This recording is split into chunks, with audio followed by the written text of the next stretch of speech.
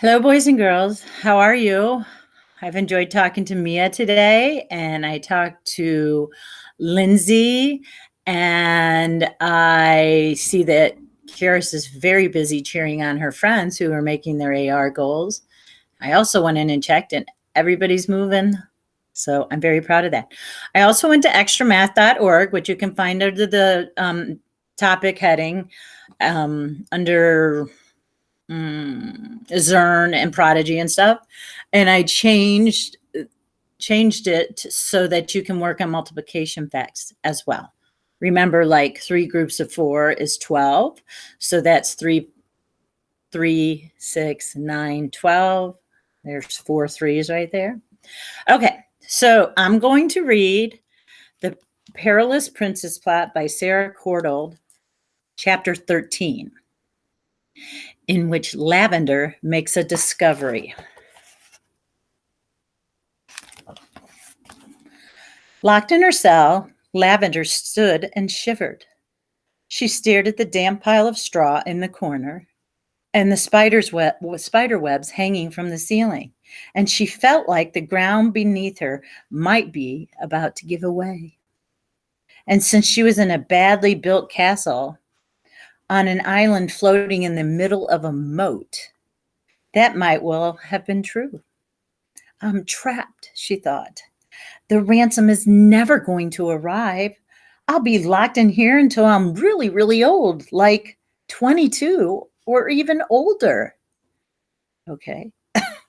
Since she couldn't bear thinking about it, she curled up in the damp bed of straw and opened her book of fairy tales. The page fell open on the tale of Beauty and the Beast. Moments earlier, the man in front of her had been a hideous beast. But as she kissed him, there was a flash of light. Before her stood the handsome prince she had been dreaming of. A wicked fairy put a curse on me, he told her.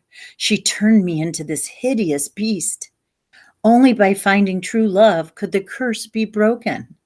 Your kiss has broken the spell forever. Suddenly, everything fell into place. Lavender slammed the book shut, jumped up, and started to pace around the tiny room. She thought of Mortimer's yellow teeth that looked like they belonged to a warthog, and of his wild, wiry eyebrows that looked like they belonged to a warthog, and of his warts, which also looked like they belonged to a warthog. Of course, Mortimer was the beast. Lavender thought of everything he had said to her from his very first word. Enchanted, a real curse. Soon my life will be transformed. This is the happiest day of my life. I might look beastly to you, but underneath, I am a lovely prince. Mortimer really is a handsome prince after all, Lavender thought. He's just trapped by a terrible curse, which has transformed him into a beast and turned his beautiful castle into this hideous ruin. And what did her book say could break the spell? True love's first kiss. That's it, she thought to herself. Only true love can break the spell. I just need to see Mortimer as the handsome prince that he really is, and see this room as the beautiful room it surely is. That stool in the corner was probably a beautiful dressing table. The pile of straw was a beautiful 4-poster bed. That large, hairy spider was probably just an unlucky footman called Graham, trapped by an evil curse. There's Mortimer as a warthog. Poor Graham, Lavender said as she stroked the spider's hairy back. Don't worry, Graham. It's all going to be all right, she whispered before breaking into song. Once the spell is broken, my prince will be revealed, all handsome and kind, and polite and refined, and I'll be wined and dined. I can see in my mind that he's one of a kind.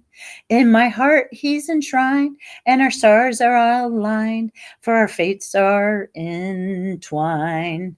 Now I found a piece of rind, and Bonnet appeared at the door. "Oh, thank you," said Lavender, whirling around, her eyes glowing with happiness. "Rind soup," said Bonnet as he handed her a bowl of thin, gray soup through the bars. "It looks delicious," Lavender replied, for she knew that the food was enchanted. If only she could see it as it really was, it would be something like a slice of double dark chocolate fudge cake with extra chocolate ice cream. It just looked like thin gray soup. But Lavender could imagine how gooey and delicious it looked, and how sweet and delicious it tasted, with all the different layers of chocolatey deliciousness just stacked on top of each other. "This must have taken hours," said Lavender. "Uh, Not really," said Bonnet. "Well, you are very kind." "Oh, thank you, Your Highness," said Bonnet shyly, his heart melting. Not literally melting, you understand. That would be disgusting. "It was the least I could do," he said with a shrug. Which was true. It really was the least he could have done. Bonnet trudged off towards the stairs, thinking how kind and polite princesses were. "I wish I could help her, but I'm only a tiny giant. What can I do?" Bonnet thought to himself, absent-mindedly swinging the keys to Lavender's cell. Tomorrow I will read chapter 14, in which Mortemont reveals the secret sweet side that no one knew that he had. Let's cross our fingers on that one. Boys and girls, have a great day.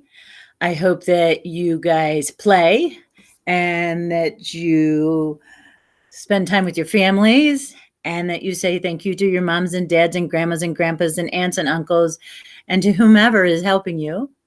I appreciate all of you. Thank you.